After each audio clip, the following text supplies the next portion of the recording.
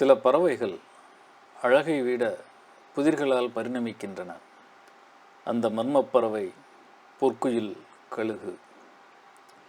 இது வேட்டையாடுபவன் அல்ல. தேனீக்களின் புற்றுக்களை தேடி தேனீக்கள், புழுக்கள், லார்வாக்களை தின்று வாழ்கிறது. அதன் உணவின் இரகசியம் நுண்ணிய மூளை புற்றுக்களை கண்டுபிடிக்கும் தனிச்சிறப்பு. தலையின் வடிவமைப்பு மரங்களின் இடையே மறைந்து பறப்பதற்கான இயற்கையின் தந்திரம். அதன் நீண்ட வால், விரிந்த இறக்கைகள், அழகான பறக்கும் கலை என்னவென்று நமக்கு உணர்த்தும். இதை நீங்கள் பார்த்ததுண்டா? இல்லையெனில் அடுத்த முறை வானத்தை பாருங்கள்.